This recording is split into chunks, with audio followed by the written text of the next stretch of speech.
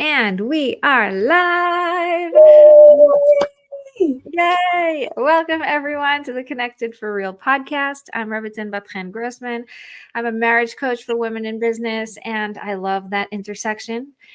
It makes me come alive. It's not just about the marriage and making your marriage work for marriage's sake, and it's not just about the business and growing your business and figuring out what works for you. It's the combination of the two and how they work together and how you can really thrive and be your best self and really come alive when you find that balance between how everything can sort of fit into place. So that's what I do, and that's what I'm excited about. And today with me I have Rena Shoshana, and she's going to introduce herself, and then we're going to get right into our topic of happiness and you. So Rena Shoshana, introduce yourself. Hello, everybody. Thank you so much, Rebbetzin Bat-Chen, for the invitation to be here. And to everybody who's listening, my name is Rena Shoshana Forester. I'm a teacher, healer, and mentor. So I have a background in education, bachelor's degrees in elementary and special education from Indiana University. I studied yoga in India in 2017, and I've since done additional certifications for kids yoga and family yoga. And I'm also an integrative health and nutrition coach. Wow, that's a lot of things. It's a lot of things, and a big piece of my personal healing journey has been around my menstrual cycle. So that's very much felt in my work. And I'm excited to share about how all of this has made me happy and maybe could help other people who are listening. Yes. And one of the things we talk about a lot here in my podcast is getting to know yourself and figuring out what works for you. And I think that today we're going to get really into that because a lot of us just don't know what we don't know, and knowledge is power. And when you learn about something, or when something is brought to your attention, you're like, oh, I can actually look out for that now. So I love that we're having this conversation. So let's get right into it. What are the ways that you have become more in tune with your body, and also can help others sort of start to ask themselves the right questions or become aware of the right things? Yeah. So for me, it's really been a journey that is a long story, and I'm happy to share bits and pieces of it. But to kind of start with the end, with what other people can take from it, is that their journey is unique to them. So whatever I've been through, there might be things that resonate, but it's unique to me. And if I were to, on one foot, share what is most helpful, it's accepting where you are in this moment with so much compassion, because that's the only place that, we have to reach that point in order for any healing to be able to happen. So in my personal journey, that started with, I made a few notes, so I'm looking at them for a moment. It started with realizing that I was experiencing anxiety at the end of college, not sure what I wanted to do and where I wanted to work. I had these degrees in education, but I was in the States and I didn't want to go into the US education system, but I love teaching and I just wasn't really sure. And it was around that time that my dad had started meditating. And it took about 2 years for us as a family to see how that was impacting him in a positive way. And he suggested maybe I start to help with the transition, and I was not at all open to the idea. And life continued. 6 months, long story short, 6 months later, I moved to South Korea. And I taught English there to 4th and 5th grade students. I was there for 14 months. And when I first got there, all the symptoms of anxiety were relieved. So I felt huge confirmation that I'd made the right decision. But then other things came up as I was acclimating to this entirely new culture, new work, new life. And once again, my dad said, hey, maybe you want to try this meditation thing. It could help with the transition that you're in the middle of. And I still wasn't open to it. And then I was a swimmer growing up. And so in Korea, I started swimming. And within a month or so, I just was totally turned off by the pool culture, and it was dirty and it was expensive. And I just thought, this isn't giving me the enjoyment I need. And a friend said, come to yoga. I go once a week. It costs $5. And I thought, okay, well, I need a form of exercise. It's $5. What do I have to lose?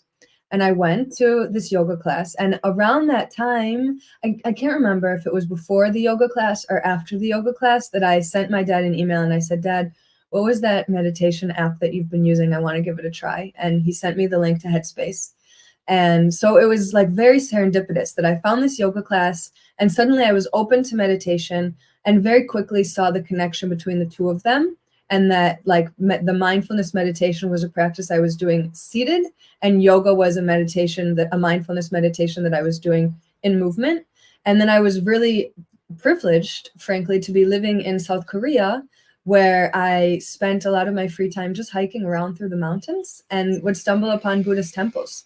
And that was how I first interacted with Buddhism. And there were Buddhist monks that offered free English tours around these temples. And I started to learn mindfulness comes from these Buddhist traditions, and they've taken the religious piece out of it.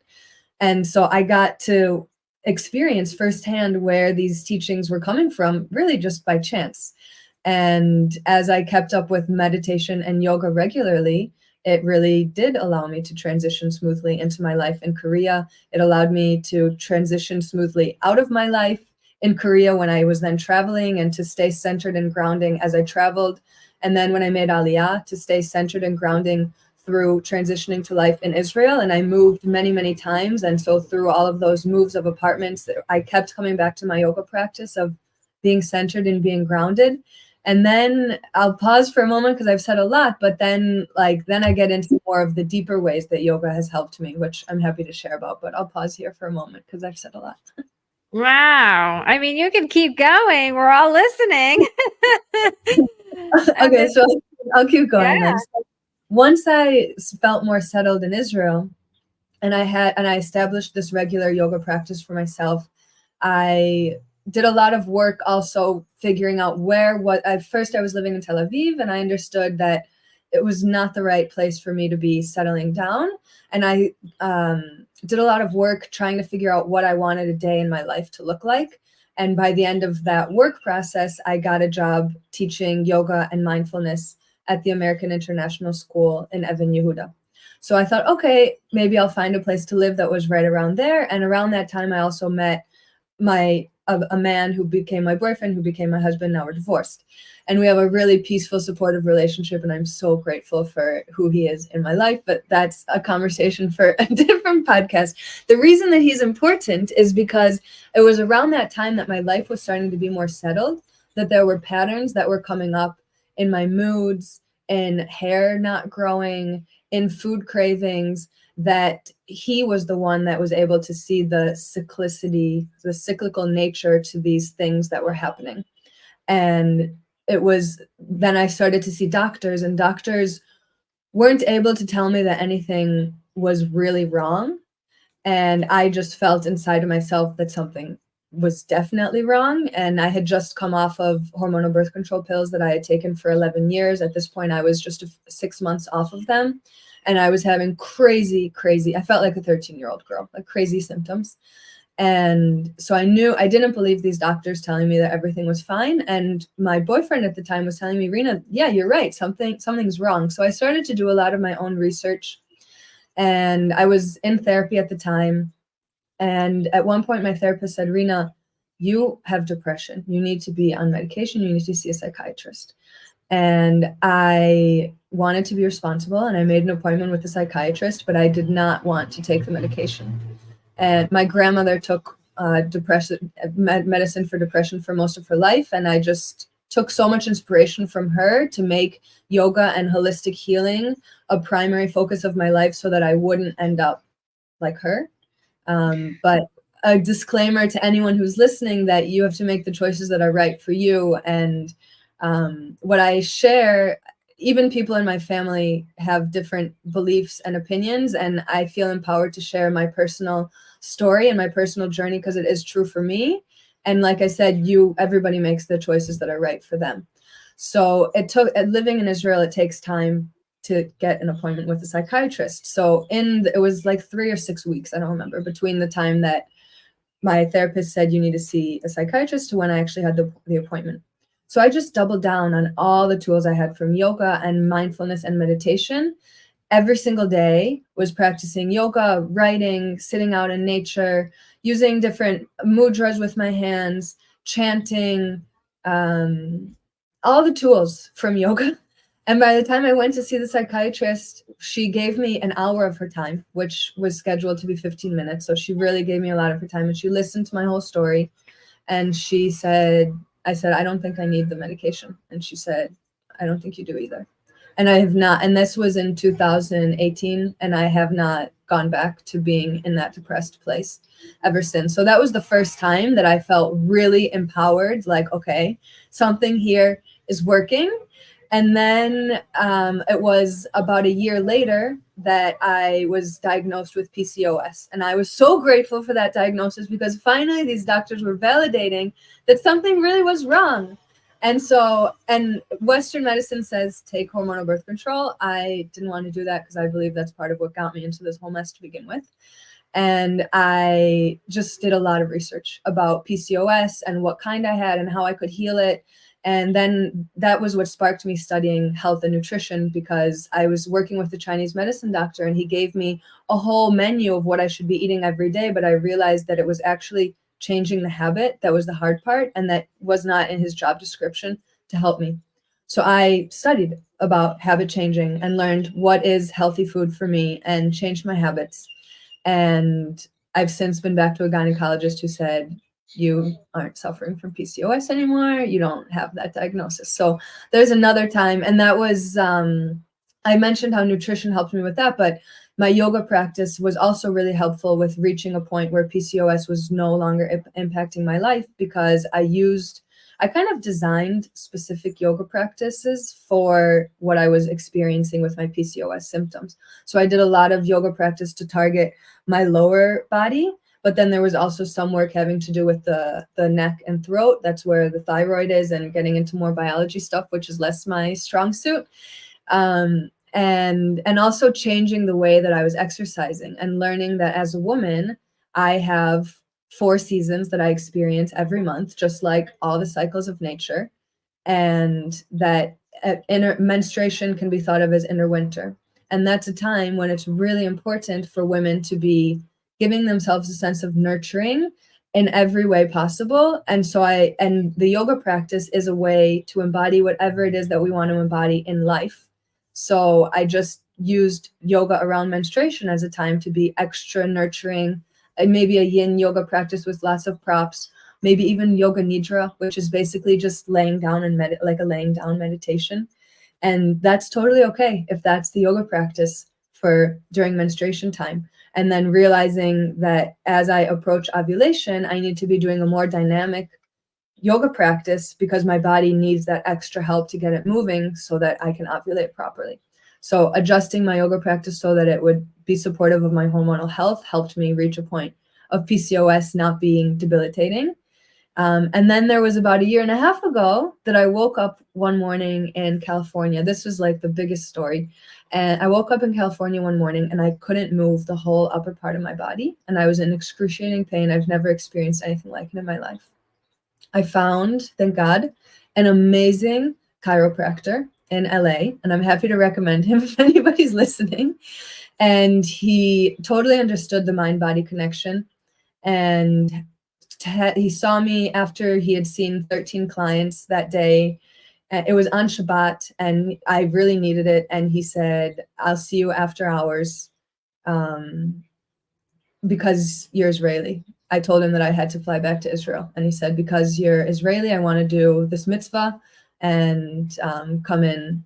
I can see you on Saturday. And I said, okay. For me, it felt like this was really for my health and I needed to do it.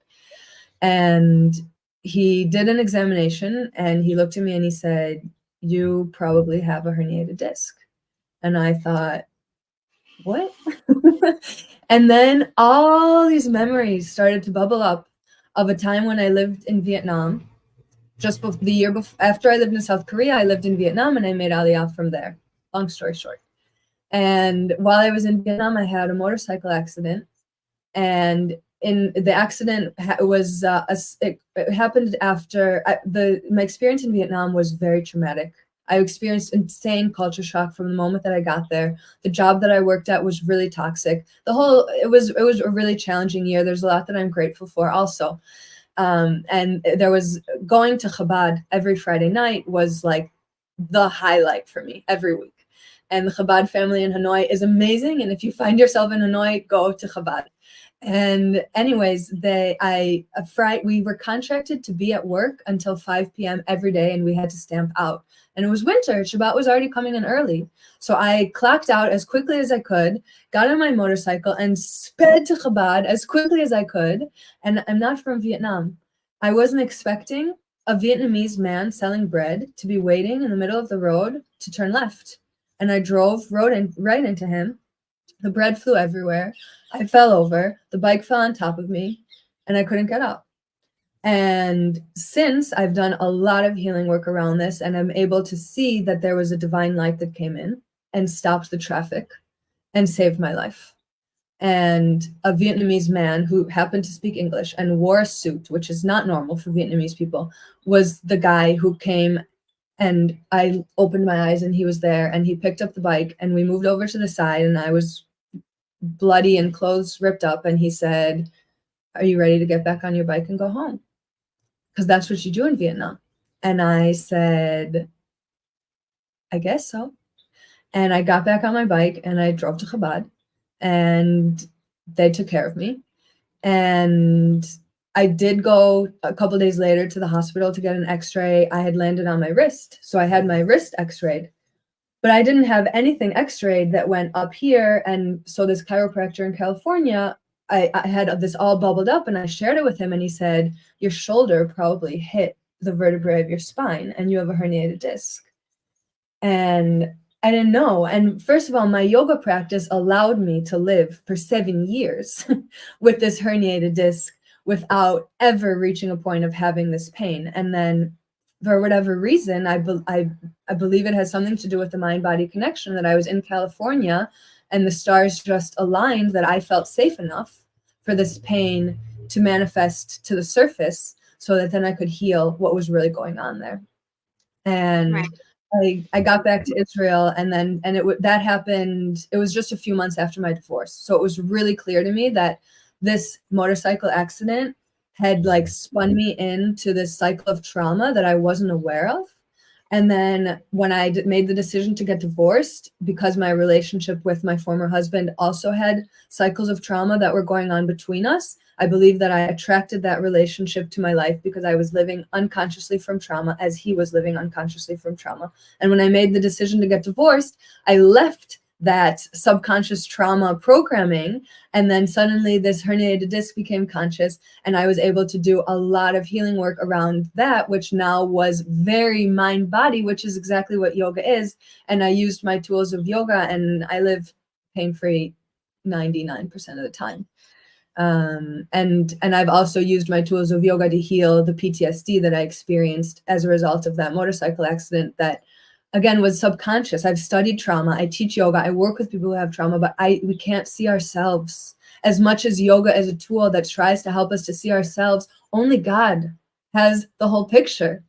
And with my yoga practice, I was able to reach a high enough point, which still is not God, of course, but a high enough point that I was able to see, oh, there's all this trauma that's been running your life. And then to use yoga to open up the chakras in my body, to let the energy flow as it was supposed to flow, and to calm my nervous system, to bring my nervous system, to have tools for to notice when my nervous system is being activated and then bring it back to a regular state, doing that in a formal practice and also just as tools throughout my day.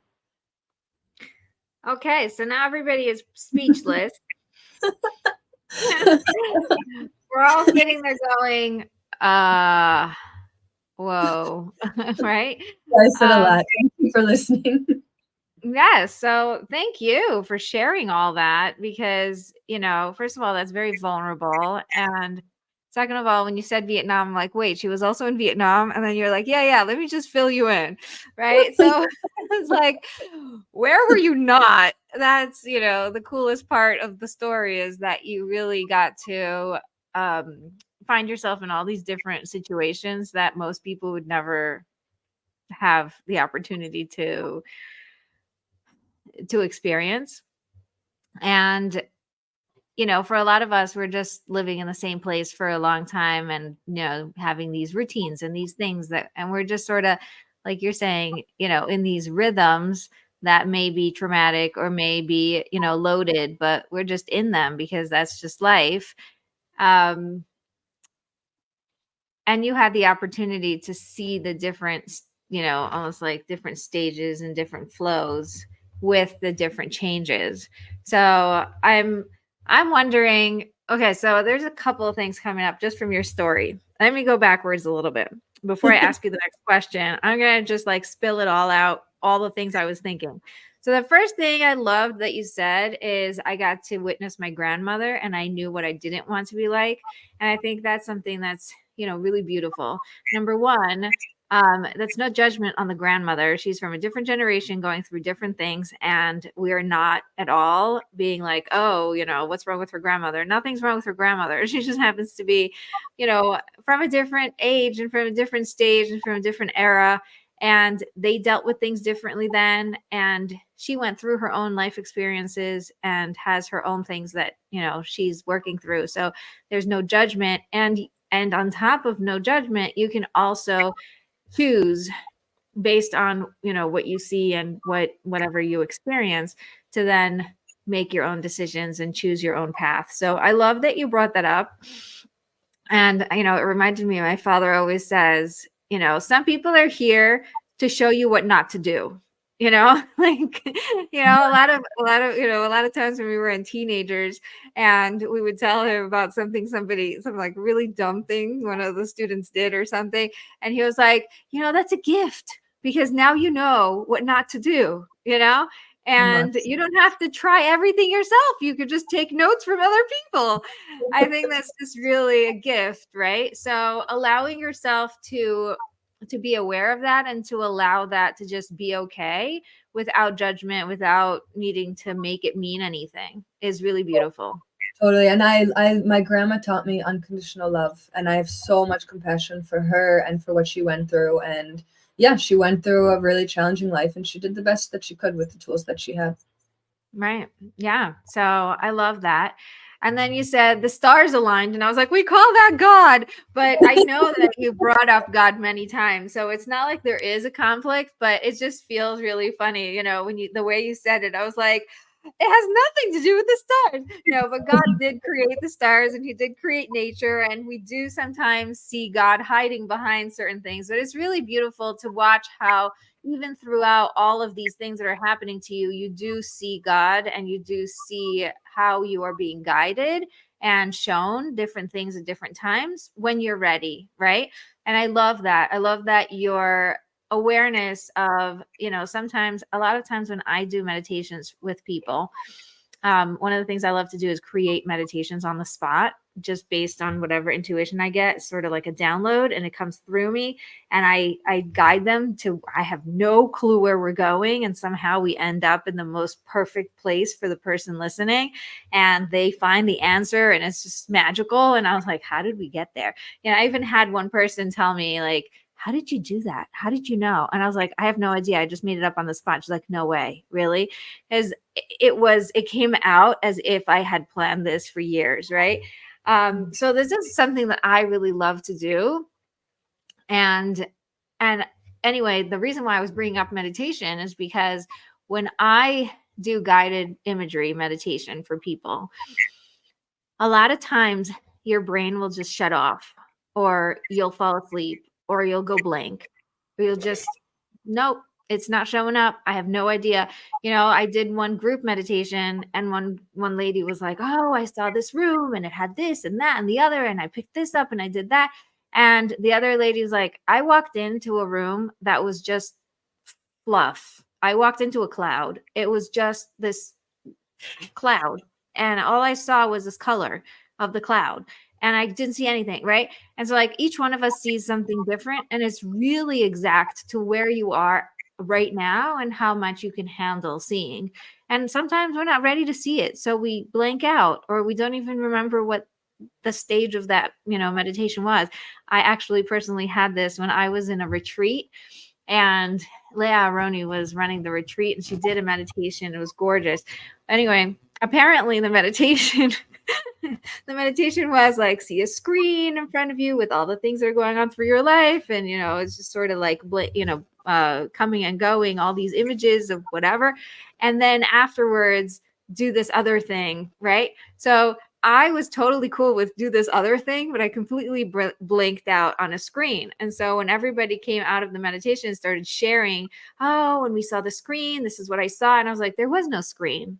And people were looking at me like, yes, there was. And I was like, no, there wasn't. There was absolutely no screen. I have no idea what you're talking about. I was in a completely different place.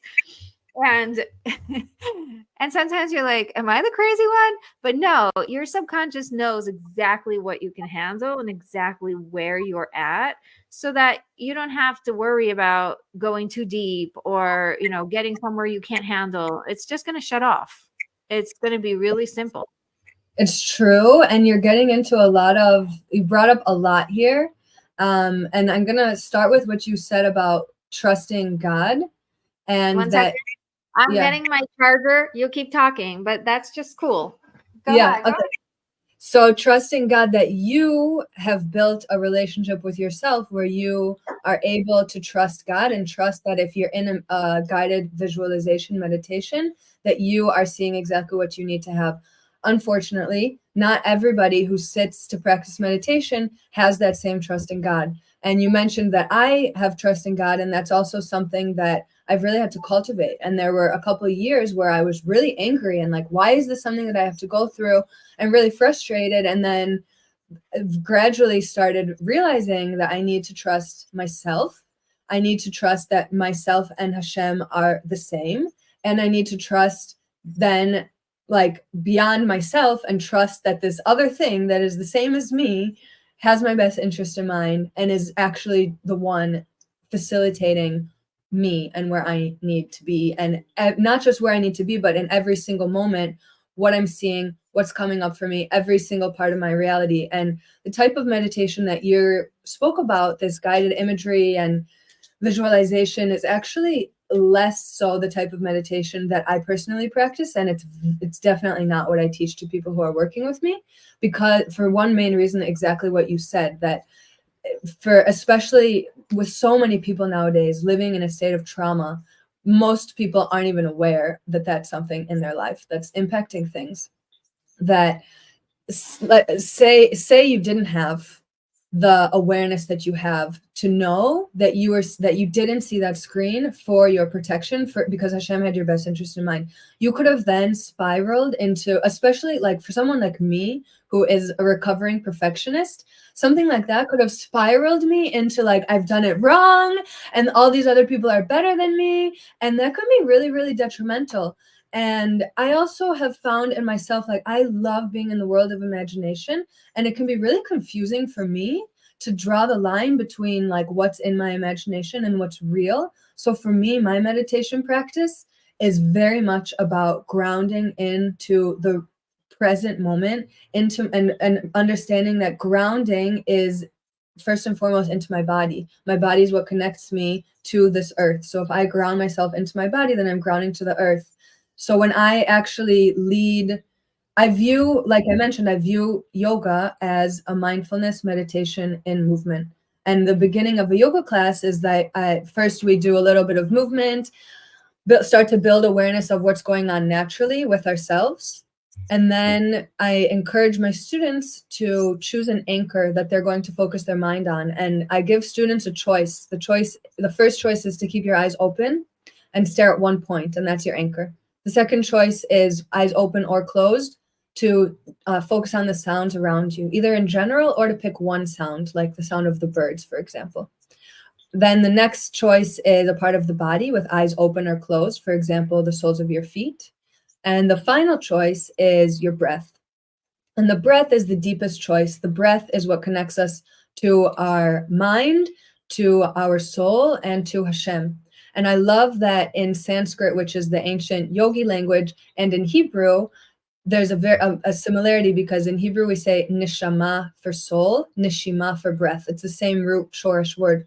And in Sanskrit, prana is the same. It's the same word for breath and for soul. And I love that both of these ancient traditions see that there's a connection between the breath and the soul. And so students choose if they're focusing on a point, sounds, part of the body, or the breath. And then the work is the same.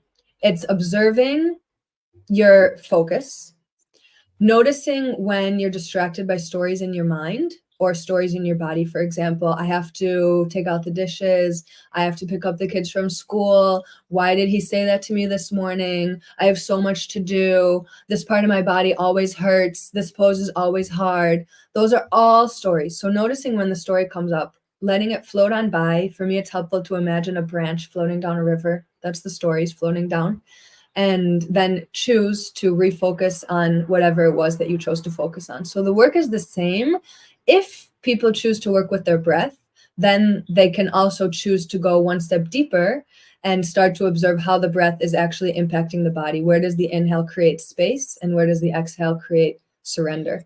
But it's not all, like we've mentioned, it's not always appropriate for people to have that level of depth. People can be experiencing a trigger from their trauma and not aware that that's something that they're experiencing. And so, that it could cause a block in a meditation that someone who doesn't have awareness about trauma or their nervous system or their mind or their body, they wouldn't know what's going on. So I like to use this type of wording so that my students feel really empowered to make a choice that allows them to feel safe, that allows them to do the work of yoga. At the end of the day is the science of the mind, as opposed to Ayurveda, which is the science of the body. So it's working on the mind through working with the body. And I lost the last thing I was going to say. That's cool. That's cool. Let me tell you something about the body, which is really cool. I find that, the reason why we're able to get present when we get into our body is because our body can only be present, right? Our mind can go past, present, future. We can, be everywhere all the time. Like, we're thinking about what was, then we're projecting about what's going to be, and then we're worried about this, that, the other, and we're, here in the now, but really we're worried about we're like all the time going past, present, future. But their body can't go anywhere. Like, it's only present. There is nowhere else to go. You can't go back in time. You can't go forward in time physically with your body. So what happens is that it's really the best anchor for you to lean into, because it doesn't have any choice. It's just here and now. And I find that, it's really, really helpful. I remember when we were going through something really difficult, I went to the yoga class. I go to a yoga class every Sunday. I try, and I love my teacher. I am like in love with the classes that she has. And I remember I was so distracted in my head. I was so in my head the whole time. All I could think about was just count your fingers. Just count your fingers. And we're sitting there, cat cow. And all I'm doing is, okay, I have 1, 2, and I'm looking at them one at a time. And I'm making sure that they're there. And I'm making sure that I'm pushing the mat and making sure that they're all like nice and wide and, open, whatever. And just being able to get so obsessed with just counting fingers and looking at how it, what it looks like, how it feels, how I'm pushing, all this stuff got me out of my head. And that's the best skill, it's the ability to get out of your head and all the noise and all the blah, blah, blah, blah, blah, blah, blah, the clutter, and just bring yourself back into your body. And of course, you can do this in many ways. This was just one example of me obsessing over my fingers. But it saved my life that hour. Totally. It's totally true. And it's a really important point that you make. Also, yoga in itself is one tool that can help people to find happiness with themselves. It's a tool that's worked for me, which is why I passionately teach it. But it is, at the end of the day, just one tool. And you reminded me of a story when I was in India, South Korea, traveling, Vietnam, India, and then I made Aliyah with 2 backpacks and with 2 suitcases and a backpack from India. I made Aliyah. And I was at an ashram, and we were studying yoga philosophy. And the teacher, who comes from South Africa originally, he stood or sat, I don't remember, in front of all of us, and he said, "Look around you. Everything's beautiful. If you just look at what's around you, Everything is fine. You can be happy. There's nothing to complain about. And the whole room was nodding, and I like shyly raised my hand and he called on me, and I was like, I get what you're saying. And I can look around me. I'm in this beautiful ashram. Everything's beautiful, but I have a friend right now who is in Vietnam who doesn't have the things that she needs to meet her needs. And I have family in America who's really worried about who just became elected president, and like they're like, how am I supposed to just know that they're fine? And like all these stories of people who I knew that are experiencing suffering. And I said, how can you say that in this moment everything is fine? And the whole room got silent. And he gave me some answer that I didn't really like. And I've thought about this moment for years. And I feel that in the last year, I've started to understand what he was talking about, because it goes back to this idea of stories being in the mind, and realizing that like this last year and everything that I experienced with healing after divorce and healing this PTSD and this herniated disc and being in Israel without my family as I'm going through this whole transition, and I'm And self-employed. don't forget, guys, we're in the middle of a war. Side Yeah, note, like all, no big deal. all these things. And so there were literally like moments when I would just like connect, like I'm doing it even right now, just look outside and start to watch the way that the leaves are blowing in the wind, or like just stare and start to pay attention to the sun and its pattern through the sky, or the moon and its pattern through the sky, or just like pay really close attention to my plants. And I feel that the ability to focus on those things in nature came from my yoga practice, because I fine-tuned this ability to pay attention to myself in a really subtle way, so that then I appreciated being able to look at things around me. And that's where I was able to understand that there is happiness there. And yeah, the world, there's so much suffering that's happening in this world, and it's been really important for me to see clearly that my physical body is my boundary between myself and all these other things. And as someone who's highly sensitive and highly intuitive and highly empathetic, I can choose to pick up on the suffering of people that are happening, people that are the suffering that people experience around me, that I hear about, that's on the news, all these things. I'm sure a lot of women that are listening can relate to that. And it's a choice how much we go into that. It's a choice how much we empathize and sympathize with the suffering around us. No matter if it's the hostages, no matter if it's the soldiers, no matter if it's a person who's sick with COVID, all of these people, I really believe that our work is internal, and to recognize like, okay, what can I do to keep myself nourished, to keep myself regulated, to keep myself being of service. And that these are situations where oftentimes we feel helpless. And if like I can't go into Gaza and save the hostages, I can't. So what's in my power is to keep myself happy, to take care of myself, to pray, to write, to practice my yoga practice. And that's the best that I can do. Right. And when you do focus on yourself and, focus on what you can control, then you start realizing the things that you can control and the ways that you can make a difference. So like you said, pray and, journal and get really present with where you are and what you can do. And then suddenly you're so filled up and so ready that you suddenly are able to spill over to the neighbors, to some of the friends, to somebody who's, needing more help, because that comes next, right? You have to be a full cup before you can spill onto others and really make a difference. And a lot of people, and this is legit too, okay? Don't get me wrong. Sometimes some people work better when it comes from the outside in. I need to help other people so I don't have time to think about my own suffering and my own stress.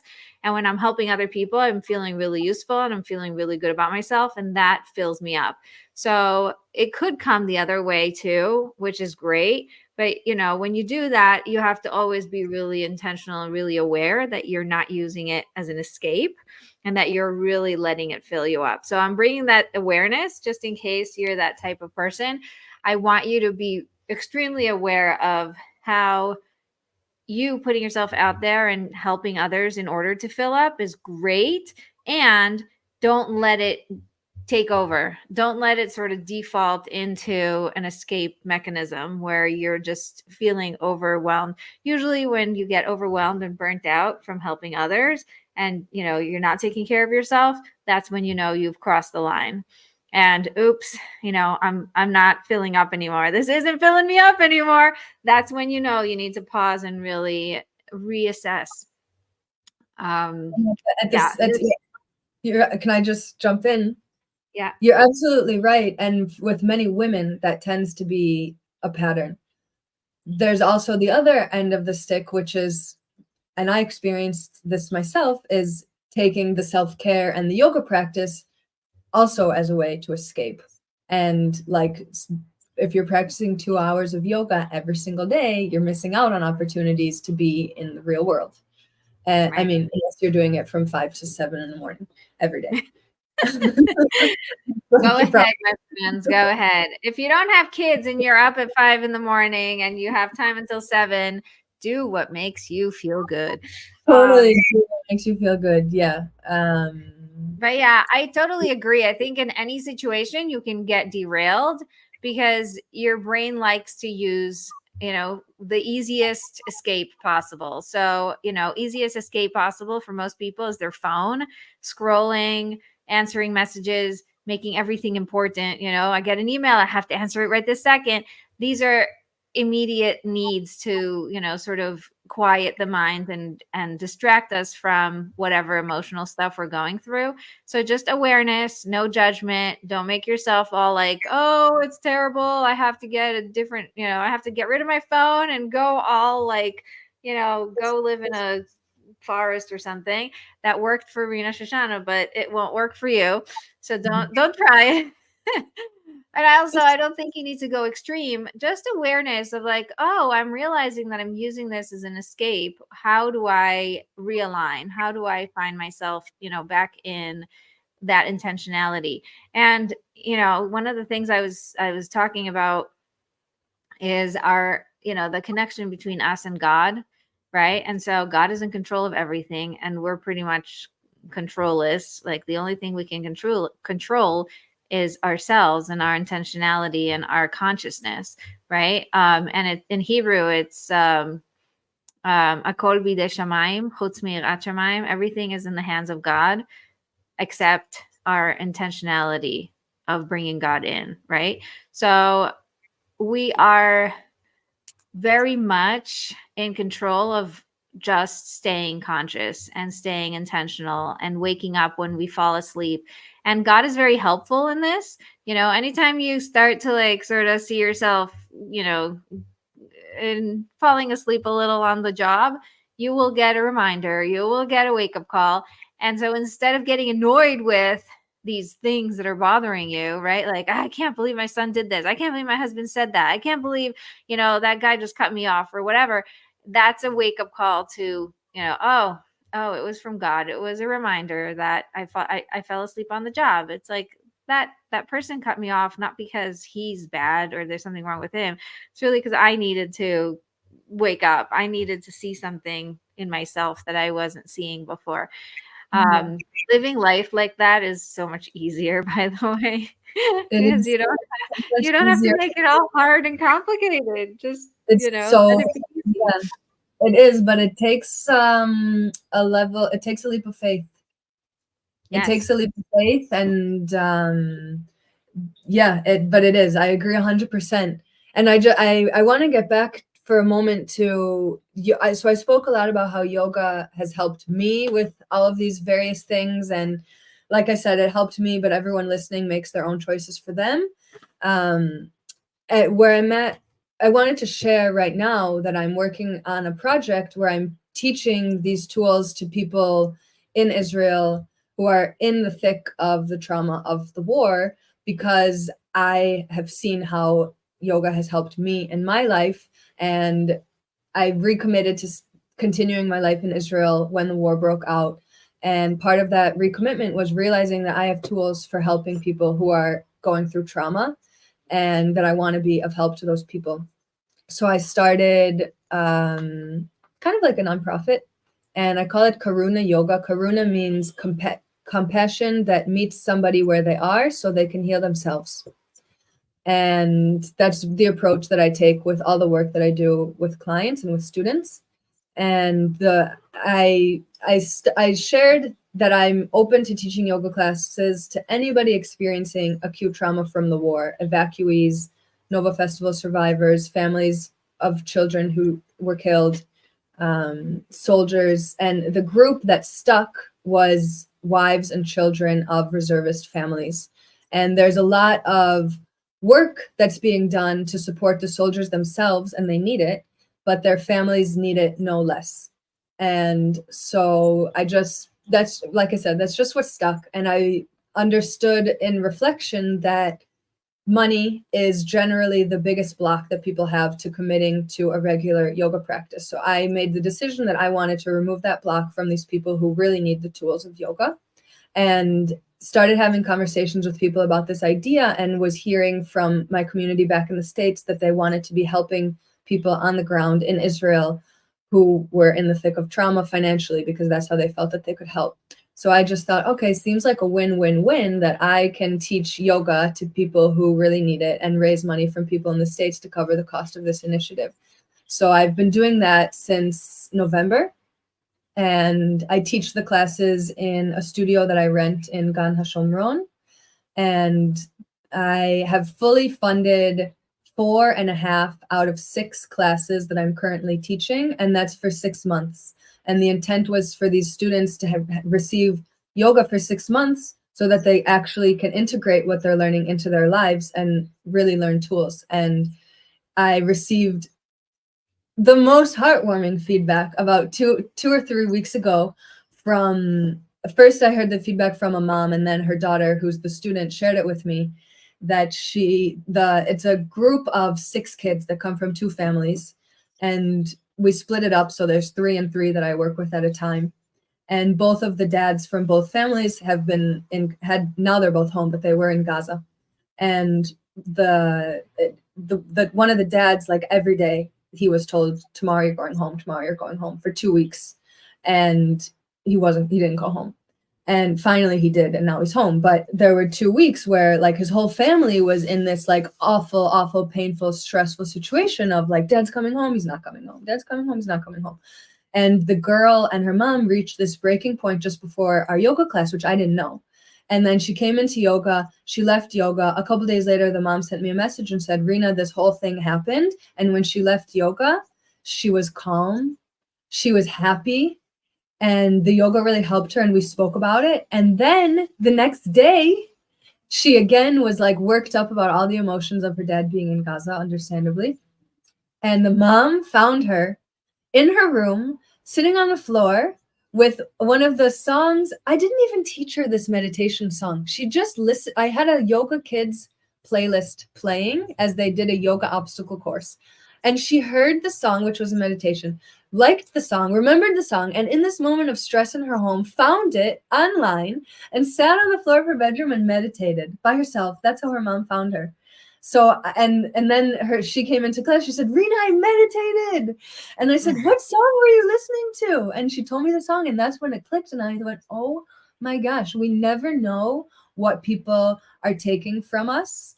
And the work that I'm doing is working, and it's just a huge pleasure and a huge privilege and a huge honor that I get to. It feels like the little piece that I can do to help these people, and I know that it's big for them. So yeah, this is amazing. Yeah, and I say thank you.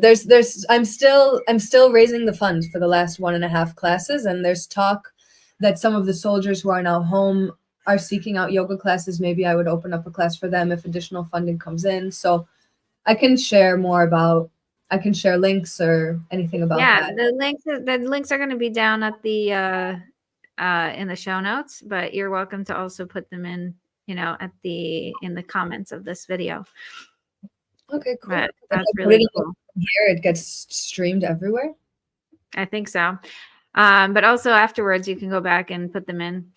What I wanted to tell you is that, one of the things I was realizing is that the soldiers are, on the front line, and then everybody who is left behind, in the home front is all like freaking out, stressed, anxiety, everything, right? And one time I heard one of the soldiers said, "You don't understand. It is so important for us to know that you guys are happy and okay, because that's why we're here. And if you tell me that you're anxious and that there's too much going on for you, and then I can't do my job because I'm thinking about you and I'm worried about you." Like you were saying, the stories in our heads about how other people are suffering really affect us and our ability to do the things that we can do. And when we can be clear on you guys be in charge of your happiness, I'll be in charge of my happiness, and we'll all do this together, it makes such a difference for everyone, because it really changes the sounds of all the stories and all of the noise and all of the, chatter in our heads to, Yes. it's okay. I know my family is safe. I know my family's taken care of. They're working on themselves and their happiness, and I'm out here doing my job. Right. So we almost feel like it's our responsibility to worry for them, but really don't worry, because it makes it worse for them. It's your responsibility to pray for them. It's your responsibility to send them love, send them, God's blessings. One of the things I love to do, and this is something that I learned from my mentor. So last time there was a war, I was postpartum with my number 5. And I used to go to these classes, and we got stuck one day. The class was from 8 to 9. It was in someone's house, and at like 5 minutes to 9 there was an alarm, like alert thing, in the entire town, and we weren't allowed to leave until like 2.5 hours later. So we're all stuck in this woman's house, all these women sitting on her couches and on her chairs, and the teacher. So she's like, "You guys want to keep going?" And, so we had a second class. And so after 2 hours of learning, we're like, okay, we can't do this anymore. Now we're worried about our kids, and we're worried about this and that. And everybody started to be on their phone and what's going on? And, are we allowed to walk out? Are we not allowed to walk out? And of course they're like, no, nobody comes out, because we're looking for someone. We will shoot whoever's walking, like, do not come out. So we're all stuck in this house.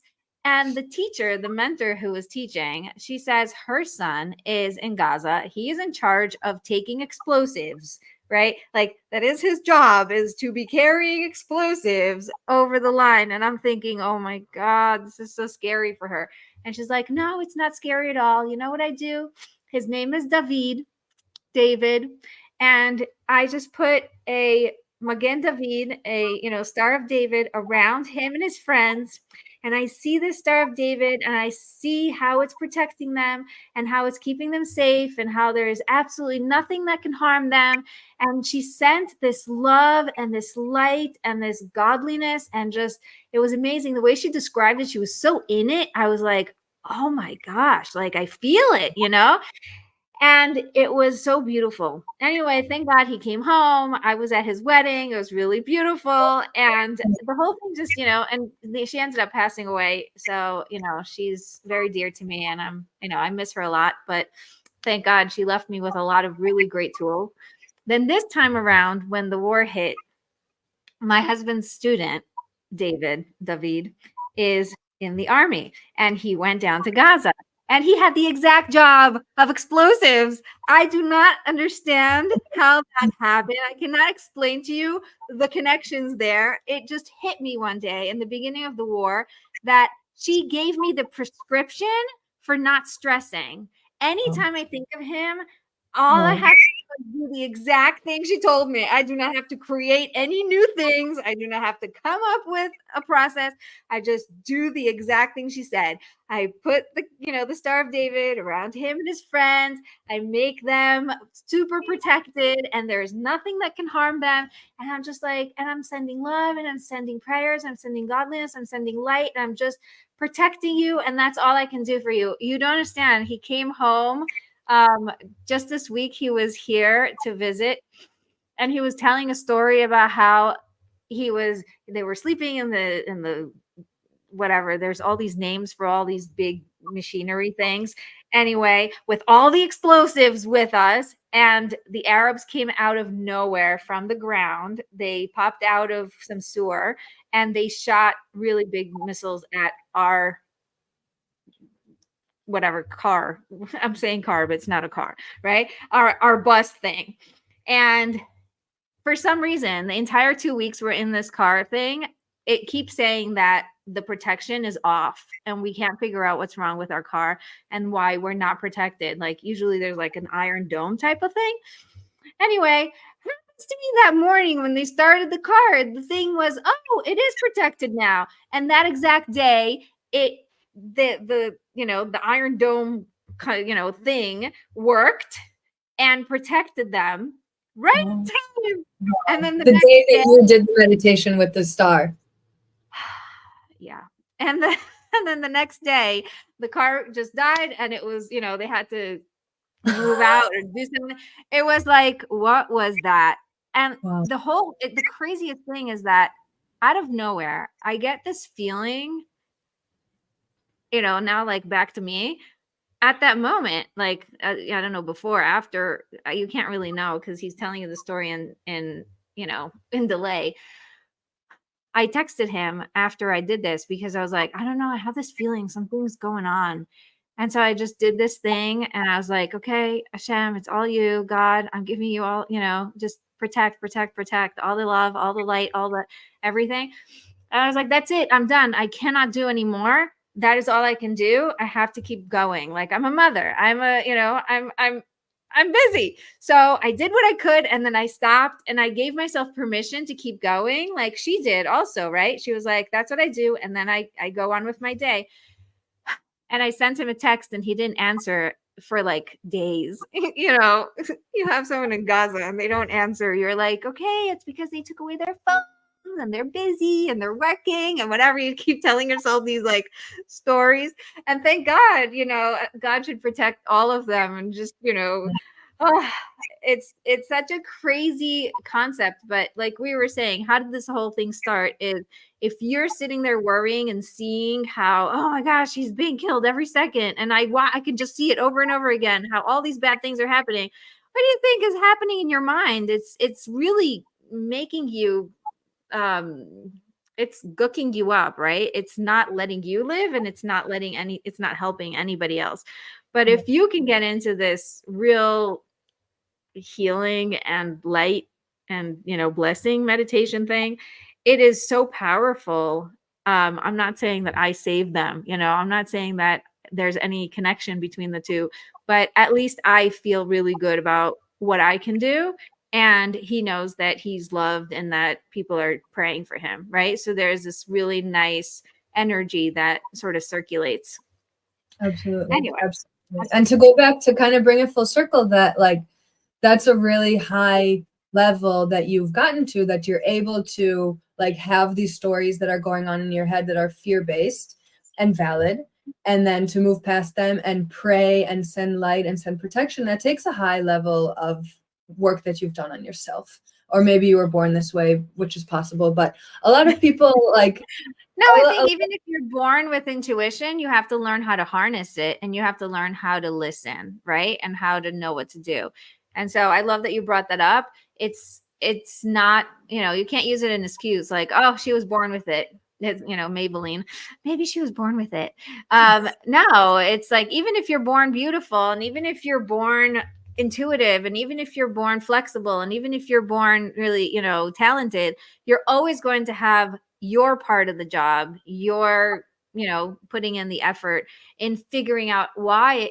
What is this for? How do I use it for the good of the world? And how do I shine my light? And what does God want me to do with this?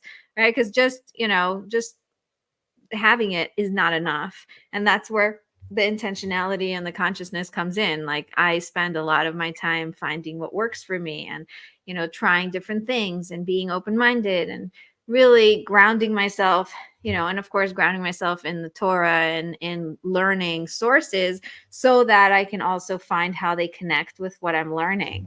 Now, this is something that fascinates me and we can go into a whole other episode just on that. Well, I just wanted to bring it full circle and say that like for other people who are listening, they might not be at that level as you are. And I've been in that place myself, so I can relate And I can relate to both. And that in the same way that I spoke about the yoga practice being a practice in choosing an anchor, that in life someone might choose to say, okay, I want my anchor, my goal, what I'm working towards is to be that person who's able to send prayer and send light and send protection.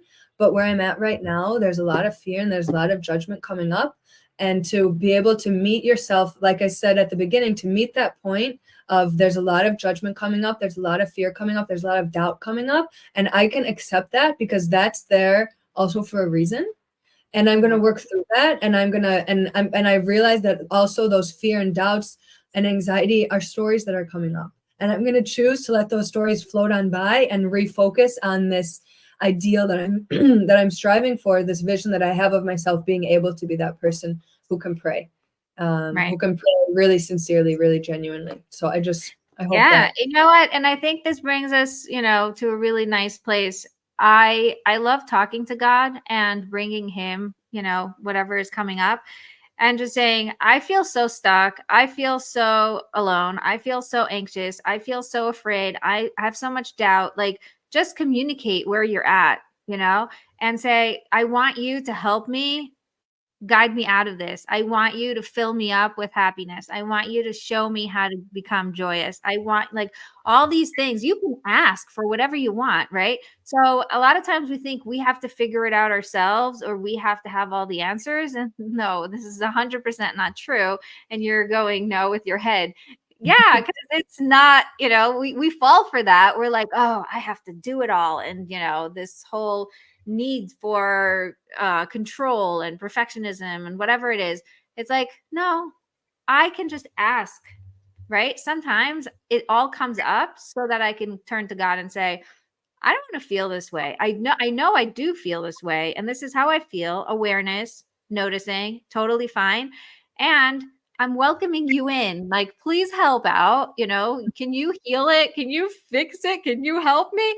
Right. And I just had a client where we found, we did a body scan. We found where her, with the thing that was keeping her stuck, whatever it was.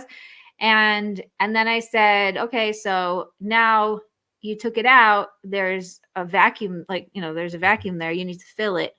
So you have two choices. You can either heal it yourself, or you can let God heal it for you. And she's like, oh, that's an option. Of course I want God to heal it. Why do I need to do all the work, right? I won't do it as well. I don't know what I'm doing. He knows better. And just letting that go, not needing to have to be the one to do all the work is fascinating. By the way, really, go for it. Did you finish what you were going to say? I was going to say, I totally relate to what you said about meditation and not wanting to meditate in the beginning, because I had the same thing. Like, I would hear all these people using the word meditation and be like, no, thanks, But I think that once you realize it has nothing to do with, some fluffy thing, it's not this like disconnected thing. It's just awareness, just being able to get into your body, just being able to breathe, sometimes just being aware of what it actually is and trying it out. You're like, oh, it's not so bad, I thought it was for weirdos. Oh, for sure. Weird story that I told myself that only weird people meditate, which, like, we're all weird, so what does it matter? Exactly. And then once I realized I was one of those weirdos, I'm like, hey, you guys, there's a really cool crowd here. You should all come join. Yes. And another thing I wanted to share, and then perhaps we should wrap up, is with this concept of turning it over to God and trusting God and letting God be the one to do it. When I realized, going back to this motorcycle accident that I had, that in that moment there was a divine light that came in and saved my life. That's something, and for anyone who's listening who might have had near-death experiences, that's something that I take so much power from on a daily basis. When I feel that I, like, this is too much for me, I just close my eyes, or even with my eyes open, and I imagine that moment, and I know that light is still here, and I just imagine it pouring through my crown and filling up my body. I can feel it right now, and it's like the easiest 1-second reminder of, like, it's not up to me. There's something else here that's controlling everything. And I trust it. And I think that, we keep finishing up, but I really want to, like, wrap it up. knowing that God gave you that life back, right? That God is protecting you for a reason. So then it gives you the belief that I'm here for a reason and I have a responsibility to show up. And so there's something really beautiful about, believing in God is believing in yourself, because who are you not to believe in yourself if God put you here, right? So it's really beautifully correlated. And I love that we can go on forever. This is an amazing conversation. Okay, you guys, thank you for listening. Thank you, Rena Shoshana. We will put Thank you, Rebbetzin Bat-Chen. Yes, we will put all the links down in the show notes. And thank you so much for listening. Make sure you come back next week. We are starting a new topic because it's a new month and I'm super excited. So don't miss it. Oh, you want to know what's the new topic? It's freedom. It's freedom. Oh, perfect. Just for Pesach, just in time for Pesach. Exactly. Oh my gosh. Did she do that on purpose? Yes, she did. Yes. I am very excited about it. My podcast is really taking on its own life, and it makes me very, very happy. So talking about happiness, this is where it's at. It's in the little things that you see work itself out and you're like, how did that happen? Well, God is really great. And so with that, I welcome you all to listen in and subscribe and stay in touch. Rena Shoshana has her website and I have mine. So, be in touch. Tell us how this was for you. Yes, reach out to hear your feedback. Yes. And don't forget to be connected for real. Thanks so much.